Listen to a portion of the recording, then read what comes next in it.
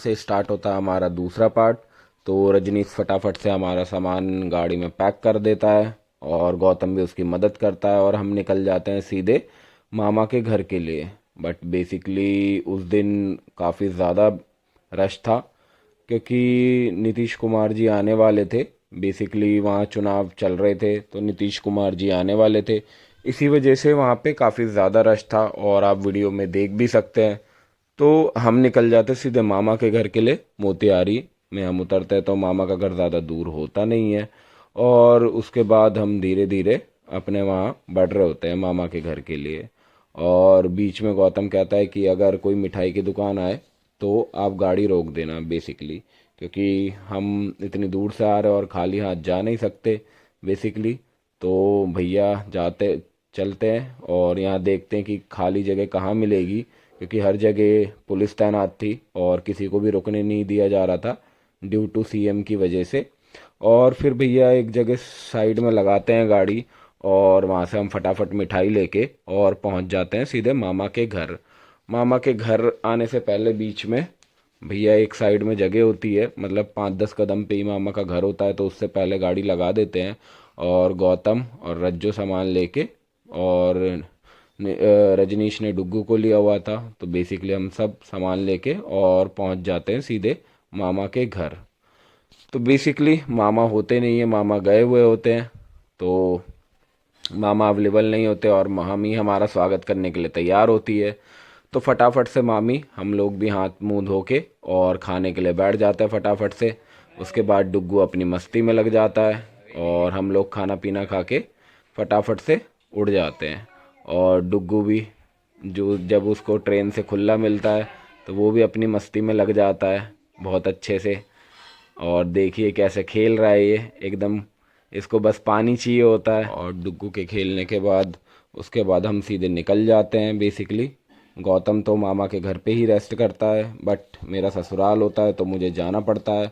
और मम्मी का actually mummy जी आई होती है हॉस्पिटल, तो उन्हें भी बीच में पिकअप करना होता है।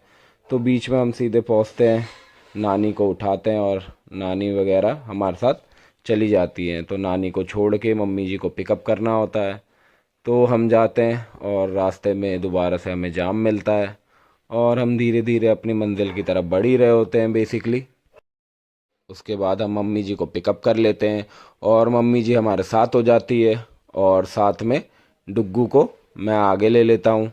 और साथ में रज्जो की बहन भी होती है और रज्जो की दूसरी चाची होती है। और रात भी हो चुकी होती है तो हम भी तेज़ी से बढ़ रहे होते हैं अपने ससुराल की ओर। और भैया भी काफ़ी तेज़ी में होते हैं क्योंकि भैया बेसिकली लेट हो चुके होते हैं। उनको रात को शादी में जाना होता है बारात में, तो इसी वजह से वो लेट हो रहे होते हैं। और फटाफट से हम पहुंच जाते हैं घर में। और घर में पहुंचने के बाद डुग्गू की मस्ती चालू हो जाती है और काफ़ी सारे बच्चे आ जाते हैं बेसिकली।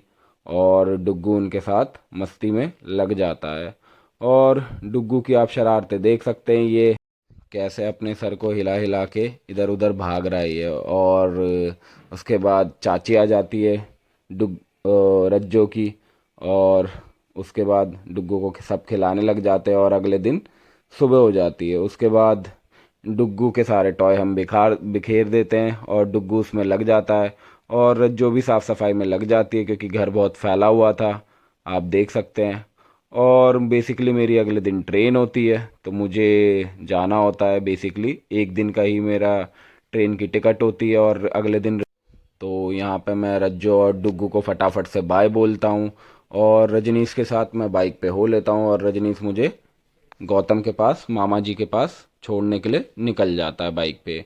और मेरे पास एक बैग होता है और रजनीश अपना चश्मा लगा के बाइक पे फटाफट से निकल जाता है। और यहाँ से निकलते ही सबसे पहले हम मिलते हैं अपने पापा जी से बेसिकली। और उसके बाद हम सीधे निकल जाते हैं और पेट्रोल एक्चुअली बाइक में कम होता है, तो सबसे पहले यहाँ से रजनीश पेट्रोल पंप की तरफ लेता है। और पेट्रोल पंप पे जाते ही हम पेट्रोल भराते हैं 255 रुपये का। और बिहार में आपको सिस्टम पता ही है, पैसे पहले देने होते हैं और पेट्रोल बाद में भरते हैं। तो हमने पहले पैसे कर दिए थे और उसके बाद भी इतनी भीड़ थी क्योंकि पेट्रोल पंप अभी एरिया डेवलप हो रहा है तो उस वजह से काफ़ी दूरी दूरी पे पेट्रोल पंप होते हैं और काफ़ी दूर होते हैं। तो फटाफट से हम पेट्रोल भराते हैं और फिर हम निकल जाते हैं सीधे मामा के घर के लिए। और रास्ते में काफ़ी अच्छे अच्छे आपको मैं ब्रिज भी दिखाऊंगा जो बेसिकली आगे आएंगे। और बेसिकली एक पीछे ब्रिज निकल चुका है और एक आगे ब्रिज आएगा। और उसके बाद आप देख सकते हैं मेरे लेफ़्ट साइड और राइट साइड में काफ़ी सारे खेत होते हैं, मंदिर आता है और पेट्रोल पंप आते हैं काफ़ी सारे। तो फटाफट से हम निकल जाते हैं और यहाँ पे आता है सीधे मोतिहारी बाज़ार, जहाँ पे एक हार्डली रश होता है बेसिकली। और बहुत ज़्यादा टाइम लगता है हमें यहाँ पे, क्योंकि शायद एग्ज़ाम थे बच्चों के, तो स्कूल में एग्ज़ाम होने की वजह से भी काफ़ी रश मिलता है हमें। और जैसे तैसे रजनीश अपना दिमाग लगा के फटाफट से हमें पहुंचा देता है।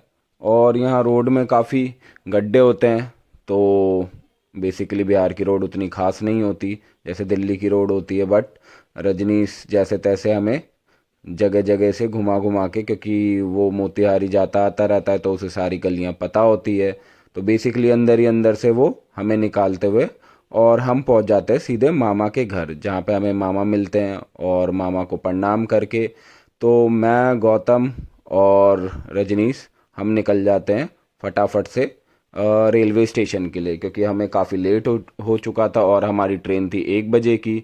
तो बेसिकली मैं पहले पीछे बैठ जाता हूँ और गौतम बीच में होता है, बट उससे बैग संभलता नहीं है, तो बैग मैं ले लेता हूँ और हम फटाफट से उतर जाते हैं स्टेशन पे। स्टेशन पे रजनीश अपनी बाइक लगा के आता है और उसके बाद हम स्टेशन के लिए अंदर हो लेते हैं जहाँ पे हमारी ट्रेन आने वाली थी। तो फटाफट से हम पहुँचते हैं स्टेशन पे। तो हम देखते हैं कि अभी ट्रेन जो है काफ़ी टाइम है मतलब आने में। और गौतम यहाँ, क्योंकि हमारा एक ही बैग होता है, रज्जू और डुग्गू को हम छोड़ चुके होते हैं बेसिकली। और उसके बाद हम ट्रेन का वेट कर रहे होते हैं। तो बेसिकली अभी तक जिन्होंने चैनल को सब्सक्राइब नहीं करा, चैनल को सब्सक्राइब कर ले और बेल आइकन को दबा दे ताकि हमारा न्यू ब्लॉग आपको मिलता रहे। और लाइक कर दे और शेयर कर दे जितने भी लोग ट्रेन से सफ़र करते हैं। तो बेसिकली हमें दिल्ली से बिहार आने में 2 दिन का टाइम लगता है, एक डे और एक नाइट। तो बेसिकली 2 दिन हो जाते हैं। अगर आप आज चढ़ोगे तो सेम डे पे आप कल उतरोगे, तो 18 से 24 घंटे का सफ़र होता है बेसिकली। तो उसके बाद हम देख रहे होते हैं कहाँ पे गाड़ी आएगी और कहाँ पे कोच लगेगी। तो जब तक हम देख रहे होते हैं फटाफट से हमारी ट्रेन आ जाती है। और ट्रेन आते ही मैं और गौतम ढूंढ रहे होते हैं कि हमारा कोच नंबर कौन सा है, क्योंकि गौतम का कोच नंबर दूसरा होता है और मेरा कोच नंबर दूसरा होता है, क्योंकि गौतम ने ट्रेन की जो सीट होती है वो बाद में बुक कराई होती है और रश चढ़ने वालों से ज़्यादा उतरने वालों का होता है। तो जैसे ही हम अंदर घुसते हैं, अंदर घुसते ही भीड़ इतनी ज़्यादा होती है, जो हमारी सीट होती है और उस पे इतने सारे लोग बैठे होते हैं। क्योंकि स्लीपर की सबसे बुरी आदत यही लगती है, क्योंकि इसमें वेटिंग करके भी लोग बैठ जाते हैं। और मुझे जो टिकट चेकर थे वो काफ़ी अच्छे लगे, क्योंकि बेसिकली वो फालतू लोगों को घुसने नहीं दे रहे थे, क्योंकि जनरल वाले भी इसमें ही घुस रहे थे और स्लीपर वाले तो थे ही पहले से। तो बेसिकली वो क्या कर रहे थे, जो जनरल वाले उनको हटा रहे थे कि आप जनरल में जाओ, और काफ़ी स्ट्रिक्ट तरीके से।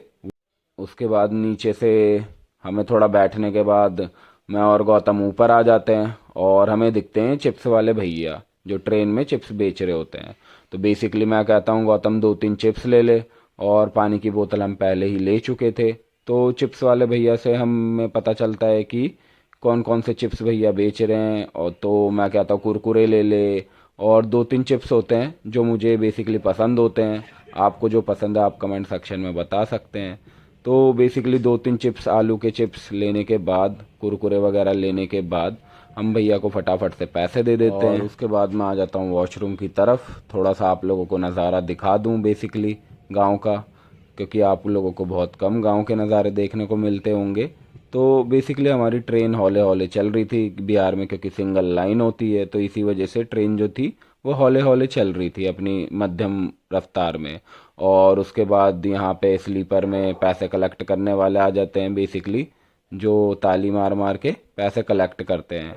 और उसके बाद हम एक जूस वाले भैया से ये लेते हैं नोवा दूध का, जो 20 रुपए का है। और काला बाजारी भी बहुत ज़्यादा होती है बेसिकली, जो 15 वाला पानी है वो 20 रुपए का बेचा जाता है ट्रेन के अंदर।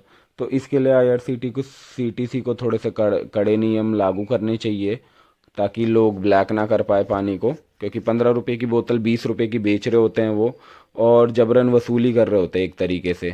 तो ऐसा नहीं होना चाहिए ट्रेन में। और उसके बाद धीरे धीरे शाम होती जा रही थी और टाइम टाइम पे ये दोबारा से चेकर आ जाते हैं, और ये लोगों की टिकट जिन्होंने नहीं बना रखी थी या जो विदाउट टिकट थे उनको पेनल्टी लगा रहे थे और उनकी टिकट बना रहे थे। या तो वो कह रहे थे कि आप यहाँ से उतर जाइए या आप टिकट बनवा लीजिए पेनल्टी लगा के। और मैं आप लोगों को रश दिखा देता हूँ, आप देख रहे हैं बिल्कुल भी ज़रा सा भी गैप नहीं है। और इतना ज़्यादा रश होने के बावजूद भी इंडियन रेलवे कहता है कि हमें बेनिफिट नहीं है। और उसके बाद हम यहाँ से ले लेते हैं जीरा फ्लेवर, जिससे हमारा खाना पच जाए। और उसके बाद मैं उतर जाता हूँ, गोरखपुर जंक्शन आ जाता है, और यहाँ से मैं अपनी सीट के लिए निकल जाता हूँ गौतम को खाना पकड़ा के। और फटाफट से मैं जाता हूँ और ढूंढता हूँ अपनी सीट। तो मेरी सीट पे एक भैया विराजमान थे, तो उनको सरका के मैं फटाफट से अपनी सीट पे बैठता हूँ। और बेसिकली मेरी सीट जो होती है वो बिल्कुल अंदर घुसते ही होती है, 8 नंबर सीट होती है मेरी, तो एकदम टॉयलेट के सामने होती है। और मैं अभी आपको टॉयलेट के पास के कारनामे भी दिखाऊंगा, जो लोग गुटखा खाते हैं और जो हमारी ट्रेन को इतना साफ बना के रखते हैं, वो अभी आगे आपको मैं कारनामे दिखाऊंगा जो लोग करते हैं ऐसा। मैंने सुबह से चाय नहीं पी होती, तो चाय वाले भैया आते हैं तो मैं फटाफट से चाय ले लेता हूँ। और चाय पीने के बाद मुझे ऐसा लगता है कि भैया चाय क्यों ही ले ली मैंने। और जो अभी भैया वॉशरूम में गए हैं, वो लाल कलर की ड्रेस में, तो वो भाई गुटखा खा खा के बार बार जो है ना वो ट्रेन में इतना गुटखा फेंक रहे थे, मेरा तो दिमाग ख़राब हो गया था। उसके बाद हो जाती है नाइट, और मैं खाना ले लेता हूँ तकरीबन 11 बजे के आसपास। और 11 बजे के आसपास खाना लेने के बाद फिर दोबारा से एक अंकल आते हैं जो भैया गुटखे का बहुत ज़्यादा ही उपयोग कर रहे थे, और बेसिकली फिर सुबह हो जाती है। और ये भैया जो थे ये मुझे किसी की याद दिलाते हैं जो जॉली एलएलबी में होते हैं। तो बेसिकली यही मेरी सीट पे बैठे हुए थे, तो ये पूरी रात ये और मैं दोनों साथ में सो रहे होते हैं एकदम से। और उसके बाद सुबह हो जाती है, तो मैं अपनी बोगी से निकल के गौतम को ढूंढने लग जाता हूँ कि गौतम मिले और हम यहाँ से सीधे निकले। तो उसके बाद मैं गौतम को ढूंढता हूँ और काफ़ी ज़्यादा रश होता है, और हमारी जो ट्रेन थी वो यहीं पे एंड हो जाती है। और ढूंढते ढूंढते फाइनली मुझे गौतम मिल जाता है। और गौतम को मिलते ही हम फटाफट से यहाँ से मेट्रो के लिए निकल जाते हैं, और यहाँ से हम कर देते हैं चेकआउट। तो चेकआउट करने के बाद फटाफट से हम निकल जाते हैं मेट्रो के लिए।